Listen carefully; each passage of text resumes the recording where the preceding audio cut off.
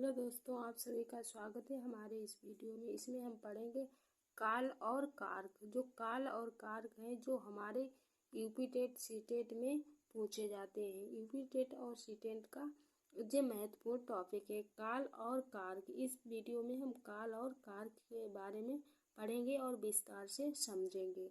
काल और कारक क्या होते हैं, काल क्या होते हैं और कारक क्या होते हैं। पहले हम पढ़ लेते हैं कारक के बारे में।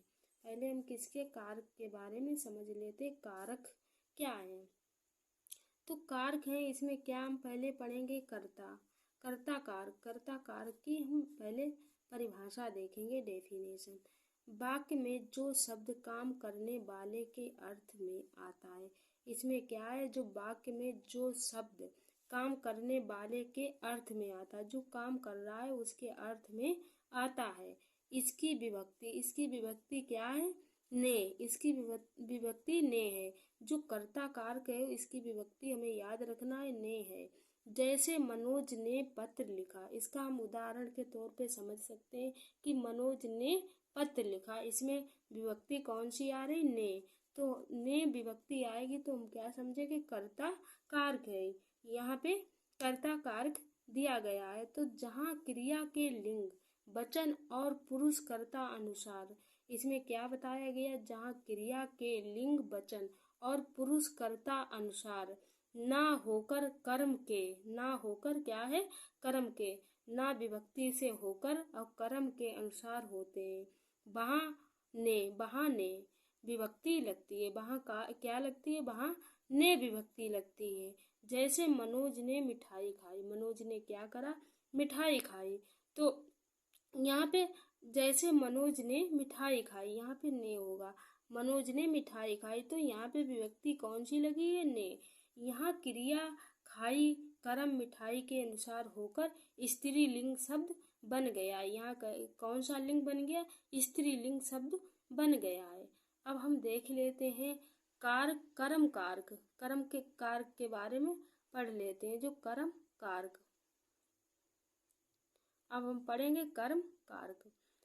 तो कर्म कारक वाक्य में क्रिया का फल जिसे शब्द पर पड़े। इसमें क्या बताया गया, जो वाक्य में क्रिया का फल जिस शब्द पर पड़े, इसकी विभक्ति को होती। इसकी विभक्ति कौन सी होगी, को।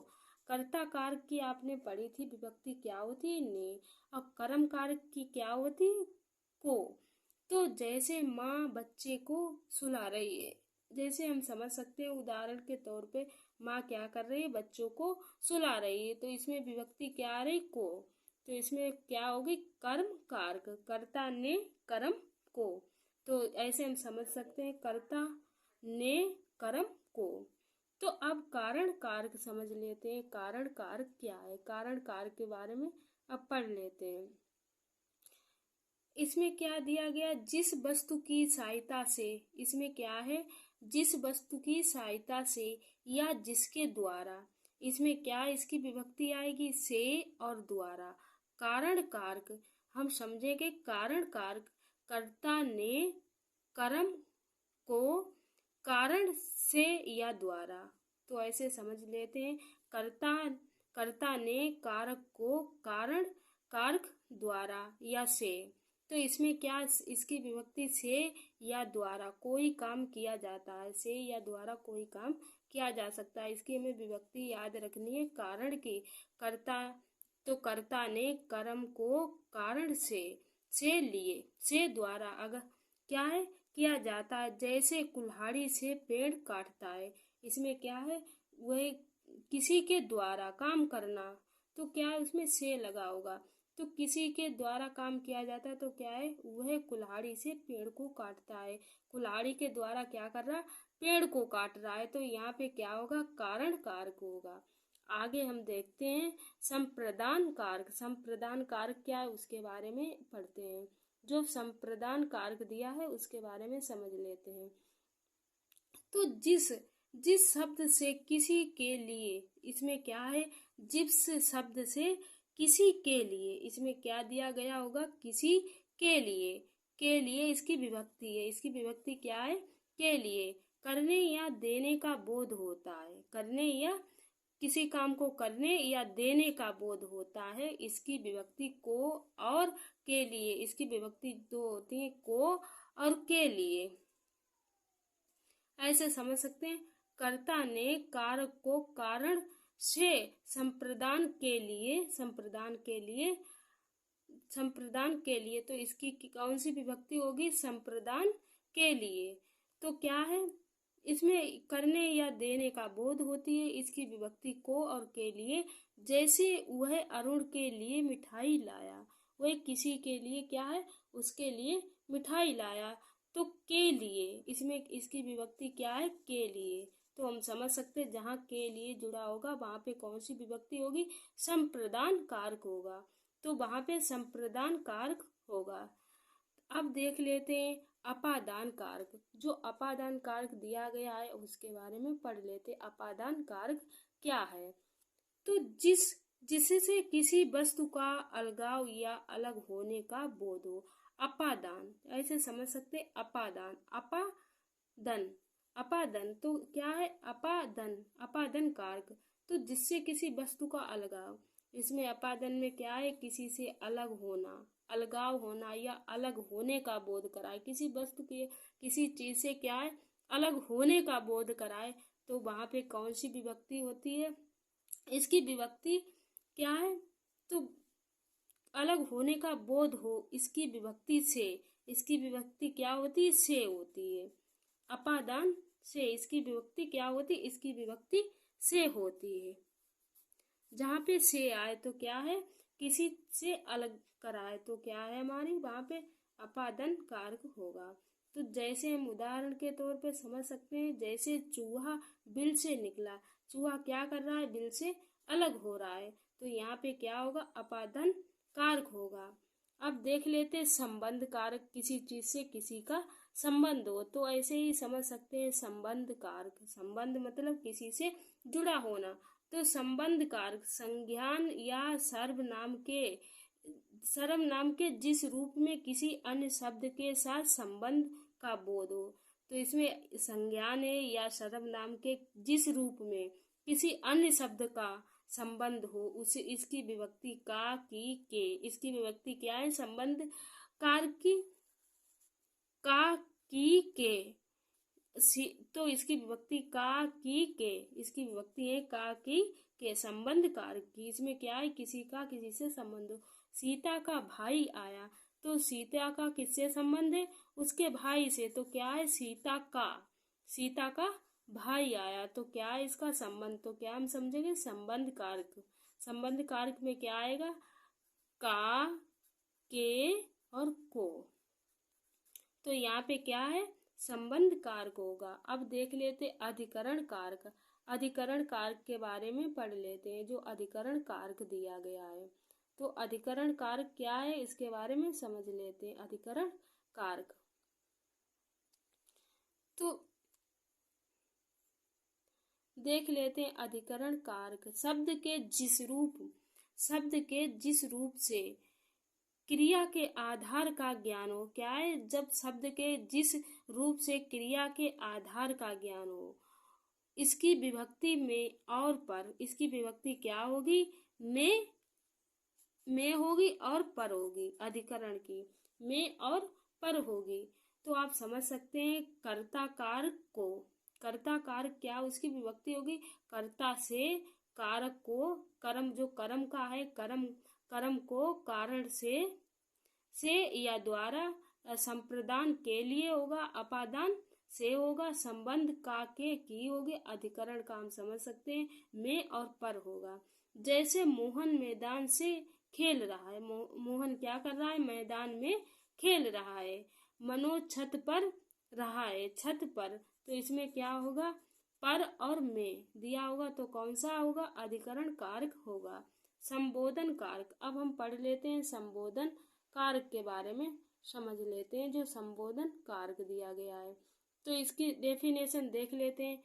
संज्ञा के जिस रूप से किसी के पुकारने या संकेत करने के भाव का बोध हो। संज्ञा के जिस रूप से किसी पुकारने या संकेत करने के भाव का बोध हो, उसकी विभक्ति अरे और है, जैसे हे राम, क्या है, हे राम, तो क्या होगा हमारा संबोधन। संबोधन चिन्ह आप जानते हो कि ऐसे हमारा संबोधन, तो हम समझ सकते हैं हे राम, हे श्याम, हे भगवान। तो अगर तो क्या कर रहा है, संबोधन, तो यहाँ पे क्या होगा, संबोधन कारक होगा। तो यहाँ पे हम सारे इकट्ठे देख लेते हैं। हमने क्या पढ़ा, कारक पढ़े। तो कारक क्या है, कर्ता ने कर्म को कारण से संप्रदान के लिए अपादान कारक से संबंध कारक का के की अधिकरण कारक पर और क्या संबोधन कारक हे हो अरे बहा। तो यहाँ पे हम समझ सकते हैं और हम आगे देख लेते हैं इसका।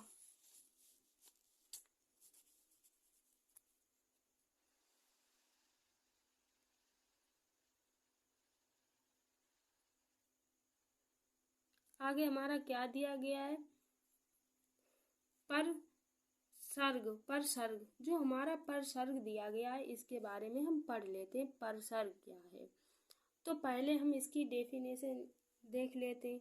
ये वे अक्षर हैं जो किसी शब्द के बाद आते हैं और कोई विशेषता लाते हैं। क्या है, ये वे अक्षर होते हैं जो किसी शब्द के क्या होते हैं, लास्ट में आते हैं और क्या होते, कोई विशेषता लाते हैं और कोई विशेषता लाते हैं। जैसे का की रे, का और की और रे द्वारा से आदि, कितने का की रे, जैसे इनके क्या है, का की रे, ये अक्षर जो किसी शब्द के बाद में आते हैं और कोई विशेषता लाते हैं, जैसे का की रे द्वारा आदि। तो कारक देख लेते हैं, कारक की डेफिनेशन समझ लेते हैं। कारक के बारे में पढ़ चुके हैं और इसकी डेफिनेशन के बारे में भी समझ लें। इसकी डेफिनेशन क्या है, तो संज्ञा या सर्वनाम के जिस रूप से वाक्य के अन्य शब्द के साथ उसके संबंध का बोध होता है। इसमें क्या हमने पढ़ा कि जो संज्ञा होती है और सर्वनाम के जिस रूप से वाक्य के अन्य शब्द के साथ क्या होती, अन्य शब्द के साथ उसके संबंध का बोध होता है, उसे कारक कहते हैं। जैसे आपने देखा था, ने हुआ, पर हुआ, से हुआ, को हुआ, की हुआ, तो किसी संज्ञा सर्वनाम के साथ में तो उसका संबंध था। तो यहाँ पे हम देख लेते संज्ञा सर्वनाम के साथ क्या उसका संबंध होता है, उसे हम क्या कहते हैं, कारक कहते हैं। तो विभक्ति देख लेते हैं, इसमें हमें क्या है, विभक्ति दी है, जो कारक चिन्ह दिए उनकी, तो विभक्ति दिए, कारक दिए और चिन्ह को ही हम परसर्ग कहते हैं। चिन्ह को ही हम क्या कहते हैं, परसर्ग कहते हैं। तो हम समझ लेते हैं प्रथम, जो हमारा प्रथम विभक्ति दी है, क्या दिया है, कारक।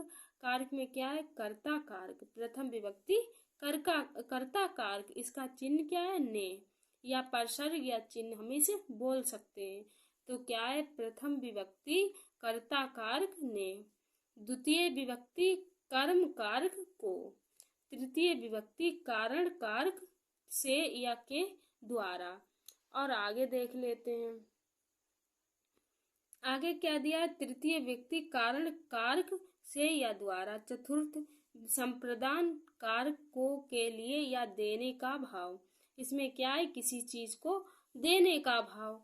अब पंचमी विभक्ति देख लेते हैं, अपादन कारक, अपादन कारक से अलग होने के लिए, अपादान क्या है, किसी चीज से अलग होना। अब देख लेते हैं षष्ठी विभक्ति संबंध कारक, इसमें हमने पढ़ा था किसी चीज का किसी से संबंध होना, तो इसका क्या होता है, चिन्ह क्या है, का, की, के, रा, री। और देख लेते हैं सप्तमी विभक्ति, तो इसका क्या, अधिकरण कारक में पर, इसमें क्या अधिकरण कारक में क्या दिया गया था, में और पर दिया गया था, में और पर। आगे हम देख लेते हैं सातवीं अष्टमी विभक्ति, विभक्तियां कितनी होती, 8 प्रकार की होती हैं। तो इसमें अष्टमी विभक्ति क्या है, संबोधन, जो संबोधन कारक दिया गया है। तो हे और अरे, हे और अरे दिया होता, वहां पे क्या है, संबोधन कारक होता। आगे देख लेते हैं अपूर्ण वर्तमान काल। अब हम काल के बारे में पढ़ लेते हैं, काल क्या होते हैं। हमने कारक और काल के बारे में बताया था। हम कारक के बारे में विस्तार से पढ़ चुके हैं। अब हम काल के बारे में भी समझ लेते हैं, काल क्या होता है। तो अपूर्ण वर्तमान काल, जो काल कितने प्रकार के होते हैं? 3 प्रकार के होते हैं। वर्तमान काल हमारा क्या है? वर्तमान काल और पूर्व काल और भविष्य काल। तो क्या है, इसमें हम वर्तमान अपूर्ण वर्तमान काल के बारे में समझ लेते हैं। क्रिया के जिस रूप में ये ज्ञात हो कि काम अभी वर्तमान में क्या है हो रहा है, जो काम क्या है हमारा वर्तमान में हो रहा है, उसे हम क्या कहते हैं? वर्तमान काल कहते हैं। जैसे जारी है, वर्तमान काल में जारी है और समाप्त नहीं हुआ, अपूर्ण वर्तमान कहलाता है। हमारा कार्य हो रहा है और अभी भी जारी है, समाप्त नहीं है, तो क्या कहेंगे हम? अपूर्ण वर्तमान काल कहेंगे। और वर्तमान काल है, उसके क्या है? भेद हैं। भेद कितने हैं? भेद 5 प्रकार के हैं। तो इसे इनके भेद पढ़ लेते हैं। क्या है? सामान्य वर्तमान काल, जो सामान्य वर्तमान काल, अपूर्ण वर्तमान काल, पूर्ण वर्तमान काल, संदिग्ध वर्तमान काल, तत्कालिक वर्तमान काल, संभाव्य वर्तमान काल। कितने प्रकार के हैं? 5 प्रकार के काल दिए हुए हैं। तो ये वर्तमान काल के भेद कितने हैं? 5 प्रकार के हैं, जिसमें हम पढ़ लेते हैं। इनकी डेफिनेशन देख लेते हैं क्या है। जो इनकी डेफिनेशन दी गई उसके बारे में हम समझ लेते हैं। सामान्य भूतकाल, जो सामान्य भूतकाल दिया गया, भूतकाल क्या होता है? भूतकाल हमारा भविष्यकाल, फ्यूचर। तो भूतकाल के बारे में पढ़ लेते हैं। क्रिया के जिस रूप से काम के सामान्य रूप से बीते हुए समय का बोध कराए। क्या है? बीते हुए समय का बोध कराए। तो जैसे मैंने रोटी खाई, मैंने रोटी खाई तो क्या हुआ? मैंने रोटी खाई, मैं रोटी खाई, तो क्या हुआ? ये हमारा सामान्य भूतकाल हो गया। तो देखें, इसके आगे हम देखते हैं संदिग्ध भूतकाल। भूतकाल के जिस क्रिया के करने का बोध या संदेह हो, जैसे उसने खेलों में भाग लिया होगा, जैसे उसने खेलों में भाग लिया होगा, तो इसमें क्या है? हमारा संदिग्ध भूतकाल कहलाता है। जैसे हेतु मत भूतकाल, इसके बारे में हम देख लेते। क्योंकि क्रिया के जिस रूप में यह पता चलता है कि क्रिया भूतकाल में होता है। इसमें क्या पता चलता है? कि क्रिया भूतकाल में हो रही है, पर किसी कारण के ना हो सके। अब किसी कारणवश क्या है? वह ना हो सके। तो क्या है? जैसे यदि वर्षा होती तो अच्छी फसल होती। इसमें क्या है? कोई कारण बस क्या है, वो काम नहीं हो सका, तो आप क्या कहेंगे? अगर ऐसा हो जाता तो हम ऐसा कर लेते। तो इसमें क्या बोला गया? उदाहरण के तौर पे हम समझ सकते हुए बोल रहा है कि यदि वर्षा होती तो अच्छी फसल हो जाती। वह बोल रहा है कि अगर वर्षा हो जाती तो क्या होता? फसल अच्छी हो जाती। अब हम देख लेते हैं भूतकाल के प्रकार देख लेते हैं। जो हमारा भूतकाल के मुख्य प्रकार कितने होते हैं हमने पढ़ लिया है। वर्तमान काल पढ़ लिया है और भूतकाल पढ़ लिया है। अब हम भूतकाल के मुख्य प्रकार के बारे में समझ लेते हैं। तो सामान्य भूतकाल 7 प्रकार के होते हैं। सामान्य भूतकाल होता है, आसान भूतकाल होता है, पूर्ण भूतकाल होता है और अपूर्ण भूतकाल होता है, संदिग्ध भूतकाल होता है, हेतु भूतकाल होता है और समयकालीन भूतकाल होता है। हेतु के बारे में हमने पढ़ा था। क्या है? वह बोल रहा था कि कोई अगर क्योंकि किसी कार्य से ये पता चलता है कि किसी कारण बस ना हो सके, अगर कोई काम वह किसी कारण बस ना हो सके, तो वहाँ पे क्या होता है? वह बोल रहा कि हमें अगर वर्षा होती तो फसल अच्छी होती। तो वहाँ पे क्या होगा? हेतु भूतकाल।